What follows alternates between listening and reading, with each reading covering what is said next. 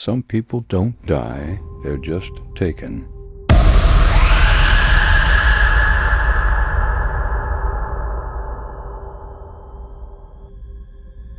What if you woke up every morning to a message from someone who died more than 7 years ago?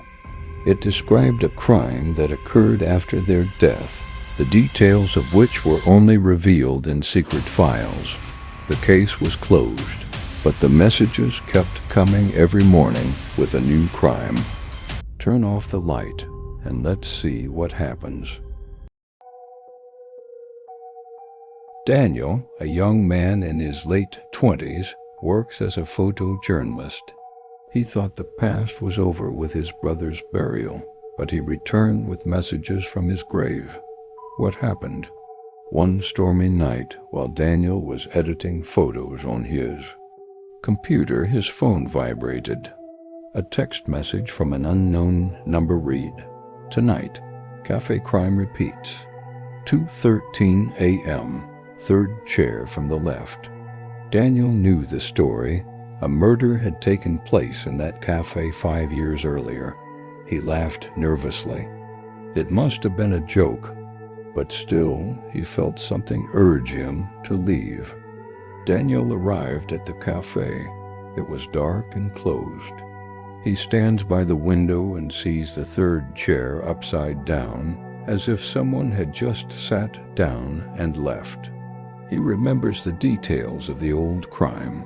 A young man was stabbed while sitting in that very chair. Asterisk.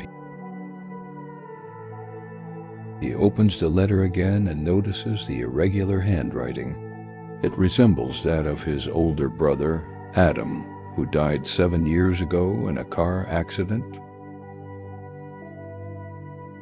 Every day at the same time, a new letter arrives. It tells of a crime in an apartment in the western part of the city. It tells of the mysterious suicide of a girl in the 1970s. It tells of a fire in an old warehouse. Asterisk. Daniel reads, then researches, discovering that the details are extremely precise, some of which have never been published in the newspapers. He begins recording all the letters in a black notebook, drawing timelines and attaching printed photos of the crimes. Daniel decides to show the letters to his friend, Layla, an investigative journalist. Layla reads them quietly and then whispers in surprise, "That's your brother's handwriting." Daniel freezes. "Adam died 7 years ago. What is this?" "Who is this? What's going on?" "Or I'll be silenced," Layla replies. Daniel was astonished by the response. Silenced? How? Daniel returned to his brother's old room and opened old boxes. He found handwritten notebooks filled with cryptic symbols and drawings, along with the recurring phrase, "Truths are written in blood." One night, Daniel was awakened by an old-fashioned ringing sound, like a fax machine or printer. His phone displayed a message. "Exit now. Address, City Street, No. 14. Top floor." Daniel hesitated, then left. He found an abandoned building and struggled up the stairs. At the last door, a strong, musty smell wafted. He opened it and saw the walls covered with photos and clippings, all of which related to the crimes he had been told. In the center was a small table with a notebook on it. Written on the notebook in Adam's handwriting was, "Whoever reads this will become the next witness." Daniel returned astonished. He consulted his brother's diary. He discovered that Adam had, before his death, been working on a large-scale investigation into a network of corruption and hidden crimes. The messages he received were nothing new. It's a retelling of what his brother had been collecting. But how is it being sent now? And from an unregistered number. He tries to trace the number, only to discover that it's from a SIM card that was canceled 7 years ago and was in Adam's name. Daniel decides to visit his old friend Jack, who was Adam's co-worker.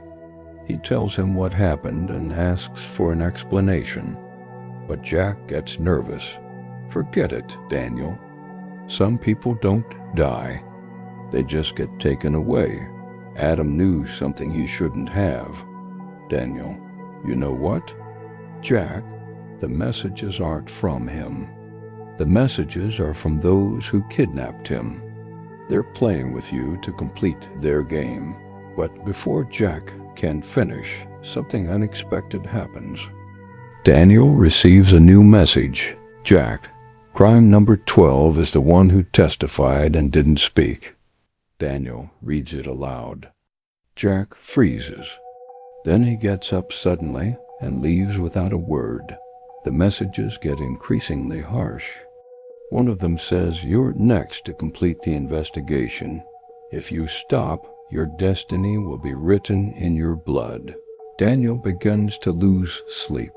Every movement in the house terrifies him. Sometimes he hears footsteps in the corridor, a shadow passing behind the window. He shouts, "Adam, if you're alive, show up." But there's no answer, just a new message. The end is near.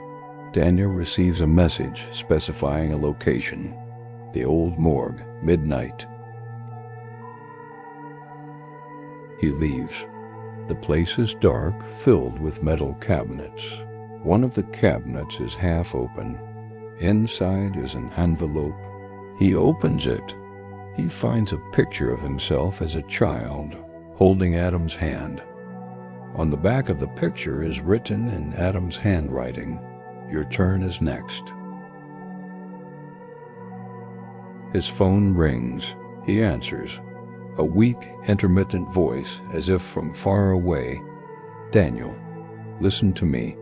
I didn't believe I'd be able to reach you. Don't believe the messages. It's not me. I'm locked up, wherever they can be found." Daniel is terrified. Hello, who are you?" But the line cuts out. A new message arrives. Start counting. 1, 2.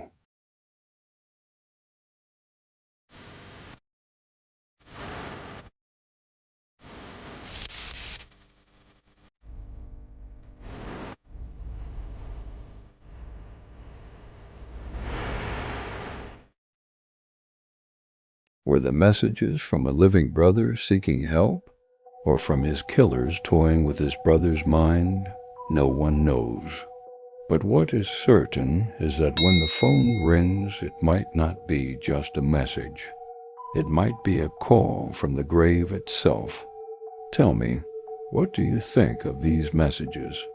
And who is sending them? Now tell me, from which country did you watch the story? What time is it now? What is your favorite time to watch and share stories? Don't forget to subscribe to the channel and activate the bell button to follow the rest of the stories. And tell me if you have any interesting stories that you like.